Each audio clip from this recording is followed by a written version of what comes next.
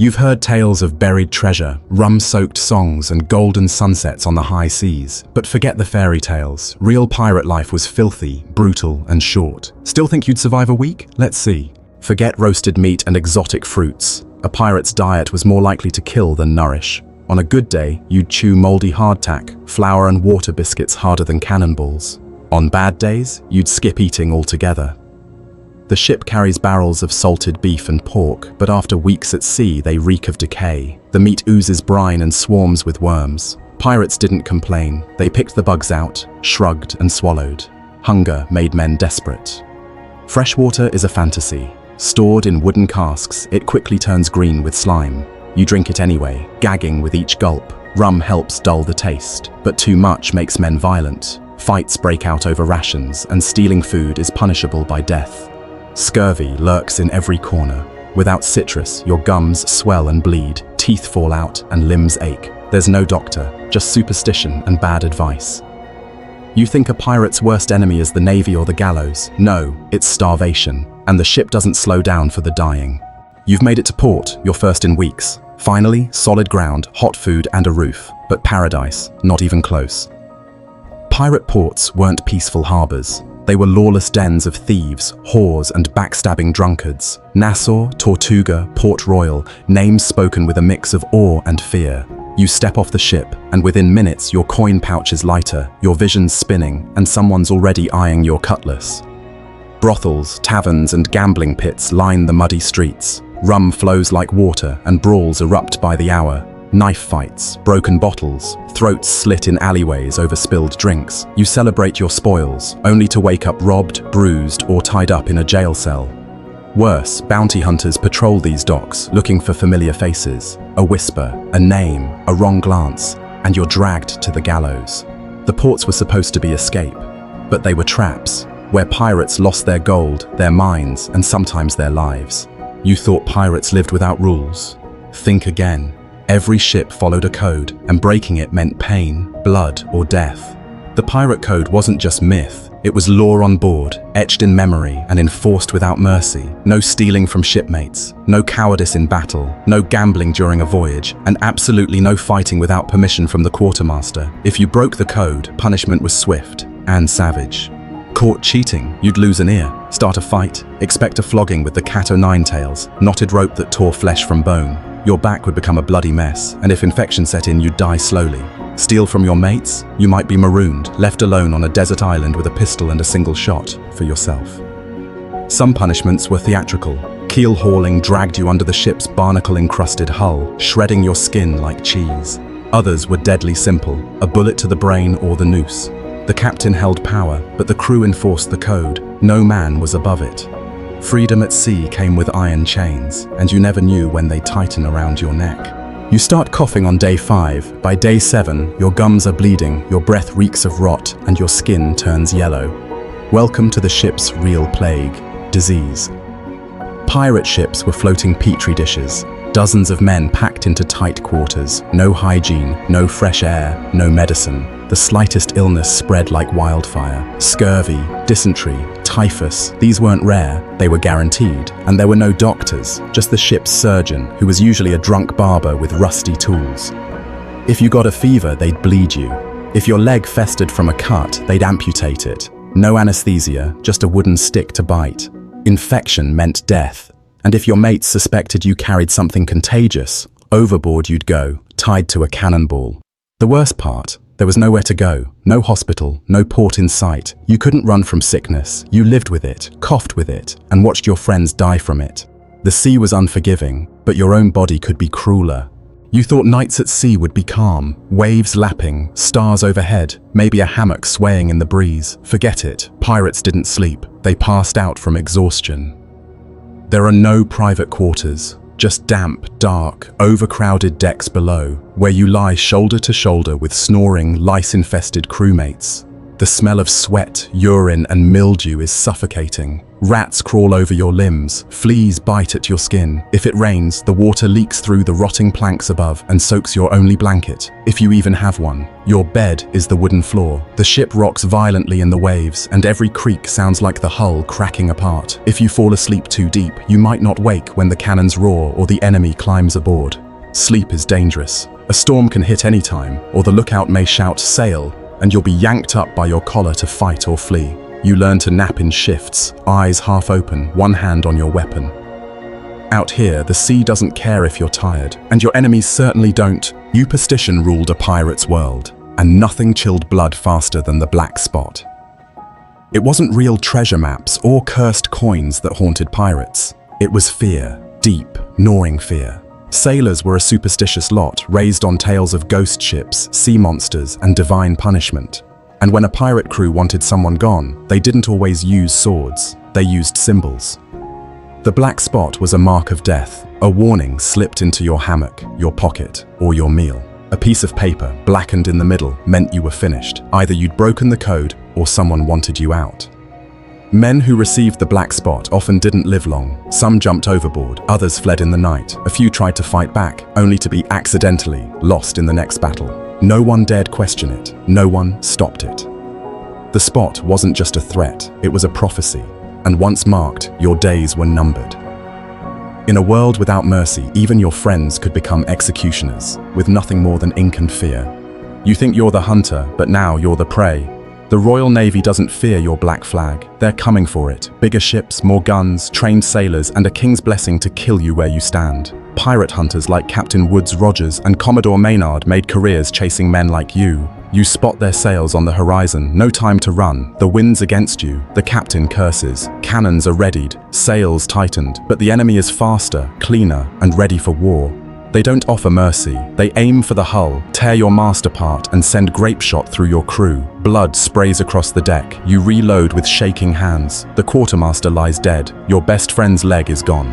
You try to surrender, but it's too late. You're boarded, shackled, and beaten. If you're lucky, you'll be jailed. If not, you'll be dragged to a port city and paraded through the streets as filth. Then the trial, then the noose. The sea gave you freedom, but the law never forgot. And once the hunt began, it rarely ended with a fight. It ended with a rope and a crowd. You awaken to the creak of damp wood and the stench of rotting fish. A rat scurries past your head. You're not a guest, you're cargo. Press-ganged into service, you were dragged aboard last night while drunk. Now, you're a pirate, and your nightmare has just begun.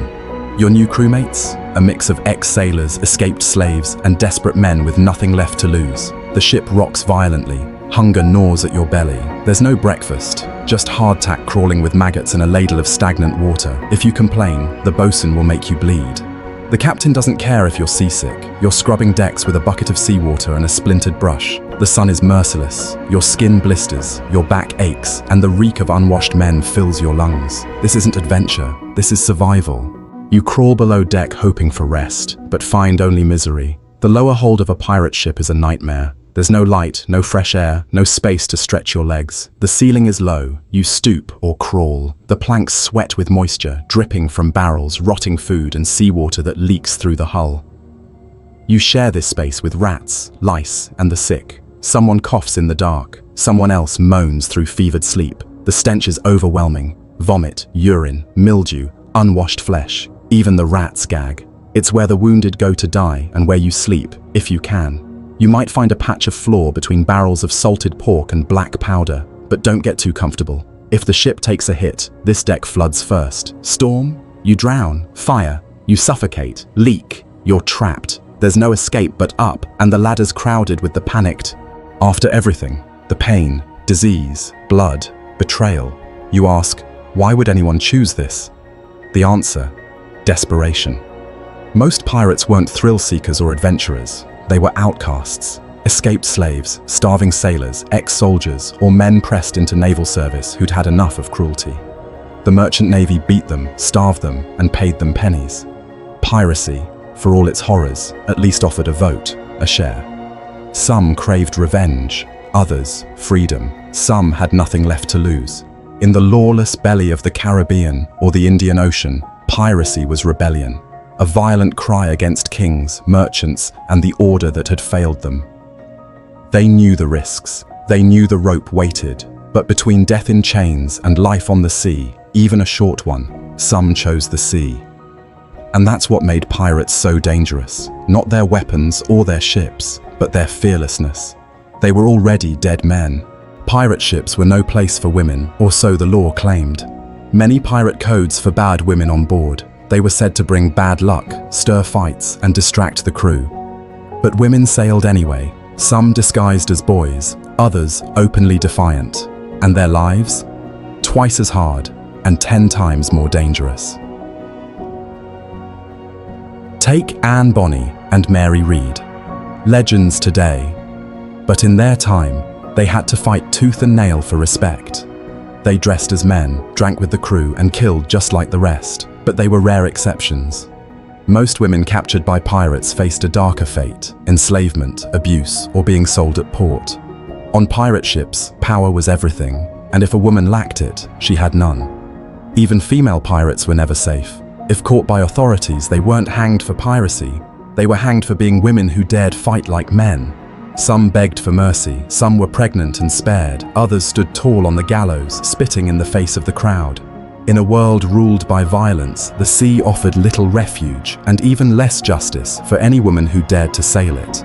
They call it dancing the hempen jig. You're about to find out why. Captured, chained, and filthy, you're marched through jeering crowds. Children throw stones, women spit, soldiers prod you with muskets. Above, the gallows waits, fresh rope swaying in the breeze.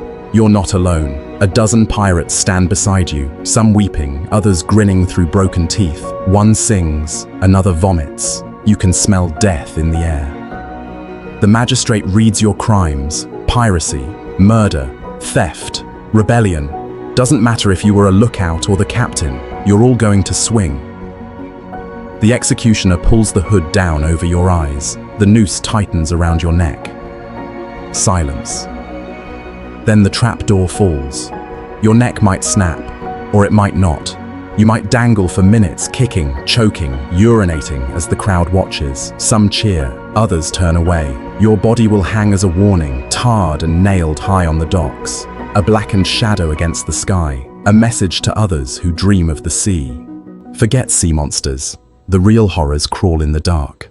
Rats rule the lower decks. Fat and bold, they chew through barrels, leather, and sometimes your toes while you sleep. You swat at them in the dark, only to find a dozen more waiting. They're not just pests. They spread disease, gnaw through ropes, and fight back when cornered.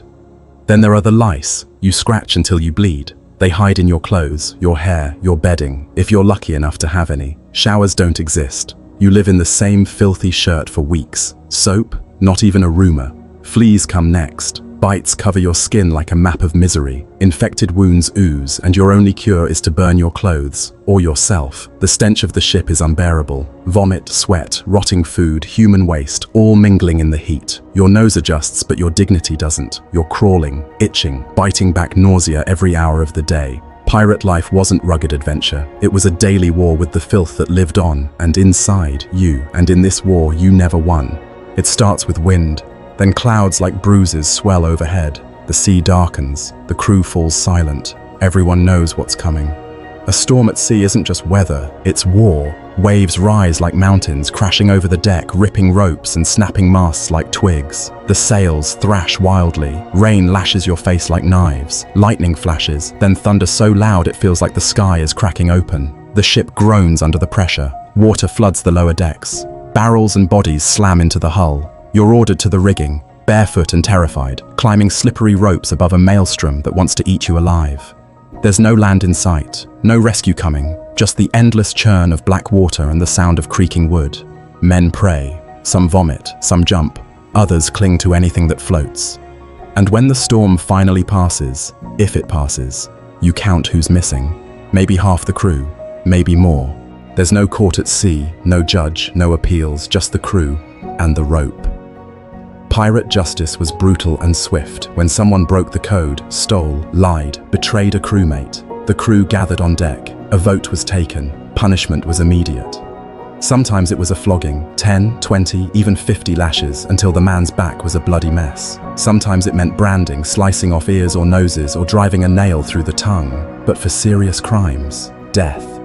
Hanging was common, not from a gallows, but from the yardarm, the crossbeam high above the deck. The condemned was hoisted, strangled while the crew watched in silence. No sermon, no final words. For mutiny or treason, the punishment could be worse: keel hauling, marooning, or being tied to a cannon and blown apart. There were no second chances. Mercy was weakness. Discipline meant survival. You thought pirates were lawless? They weren't. They had rules, and those rules were written in blood. And if you ever crossed the line, you'd beg for the rope before they gave you something worse. There's tension in the air, whispers below deck, shifty glances. Someone sharpened their blade last night, but not for battle. It's mutiny. Pirate ships were democratic, until they weren't. If the captain grew too cruel, too greedy, or too cowardly, the crew took matters into their own bloody hands. No courts, no warnings, just blades in the dark and a vote at sunrise. Sometimes it was quick, a pistol shot to the chest, a splash overboard. Other times, it was drawn out, beatings, floggings, or marooning. The quartermaster might step up, or the crew could elect a new leader from among themselves. Leadership changed hands by force, not favor. But mutiny was dangerous. If it failed, those involved were tortured, executed, or sold for bounty. Captains kept loyal men close, and spies even closer. And you're just a sailor caught in the middle. Do you stay loyal to a tyrant, or gamble on rebellion and maybe swing for it? There's no safe side in a mutiny, only blades, blood, and the thin line between power and death. There's no honor in a pirate battle, no formation, no duels, just smoke, blood, and screaming chaos. When a target ship is spotted, the crew readies for combat. Powder kegs are opened, cutlasses, muskets, pistols, and axes are distributed. You tie a sash around your waist to hold as many weapons as you can. There's no time to reload, just shoot, drop, grab the next one. As the ship closes in, cannons roar. The deck shudders with every blast. If you're near the guns, your ears ring, your hands burn, and your face is coated in black powder. Splinters fly like knives. One wrong step and you're blown apart. Then comes the boarding. You swing across on ropes or storm over planks with your cutlass raised. There's no plan, just mayhem. You stab, slash, bite, or bash your way through sailors begging for mercy. You can't hesitate. You kill, or you're killed. And when it's over, you loot the bodies, maybe patch a wound, maybe bury a friend. Then it's back to sea. Victory isn't glorious. It's messy, loud, and soaked in red. Think pirates got rich. Think again. Most men who sailed under the black flag died broke. There were no wages. You didn't get paid by the month. You gambled on plunder. If the crew captured a ship, the loot was divided, but not fairly. The captain took 2 shares. The quartermaster took 1.5. Officers got more. You, a lowly deckhand, might get half a share, and that's only if there was something to divide. Many ships carried nothing but grain or ballast. No gold, no jewels, just disappointment. Even when there was treasure, it vanished fast. Rum, gambling, brothels. The moment pirates docked, they spent everything. Coins jingled for a day, then hunger returned. And if you got injured, you might get compensation, a few silver pieces for a missing leg or eye. Generous, right? Worse, if you were caught with stolen goods, you'd hang. The riches you risked your life for became your death sentence. Chapter 12. Torture on the high seas. Pirates feared death, but they feared capture more. If the Navy caught you, it wasn't just a trial and a rope. It was pain. Long, drawn-out, screaming pain. Torture was both punishment and spectacle. The rack stretched your limbs until joints popped. The thumbscrew crushed bone. Branding irons burned names into your flesh. And if you were unlucky enough to be questioned by authorities, they'd ask once, then start breaking things. Even pirates themselves used torture. Captains punished deserters by tying them to the mast during storms or flaying the soles of their feet. Prisoners captured in battle were sometimes forced to dance on red-hot coals or lashed until their backs were ribbons. And then there was keel hauling, dragged under the ship's hull, scraping your body against sharp barnacles, tearing flesh with every inch. Few survived. Those who didn't wish they had. Confessions didn't matter. You were guilty the moment you were caught. Torture was tradition, warning, and revenge, all in one. You've heard the stories: buried treasure, loyal crews, clever captains outwitting empires. But the truth, it's far grimmer than the legends. Captain Kidd, hanged. Blackbeard, shot, stabbed, and beheaded. Charles Vane, abandoned and executed. These weren't swashbuckling heroes. They were desperate men in a world that gave them no other choice. There were no treasure maps. Pirates didn't bury gold. They spent it fast, lost it in storms, or never found it at all. X marks the spot was a lie told in books, not on the waves. And camaraderie? It existed, sure, but so did betrayal. Pirate crews turned on each other for shares, power, or survival. Loyalty was fragile. Trust was dangerous. Even the ships weren't glamorous. They were leaky, rat-ridden coffins. Cannons jammed, sails tore. You bled in the sun and froze in the wind. The golden age of piracy was no golden age. It was short, brutal, and soaked in misery. The myth is romantic. The truth? Rotting wood, rotting food, and rotting souls. You crawl below deck hoping for rest, but find only misery. The lower hold of a pirate ship is a nightmare. There's no light, no fresh air, no space to stretch your legs. The ceiling is low. You stoop or crawl. The planks sweat with moisture, dripping from barrels, rotting food, and seawater that leaks through the hull.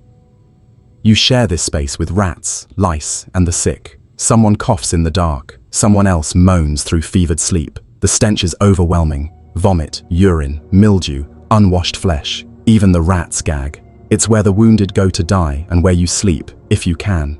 You might find a patch of floor between barrels of salted pork and black powder, but don't get too comfortable. If the ship takes a hit, this deck floods first. Storm? You drown. Fire? You suffocate. Leak? You're trapped. There's no escape but up, and the ladder's crowded with the panicked,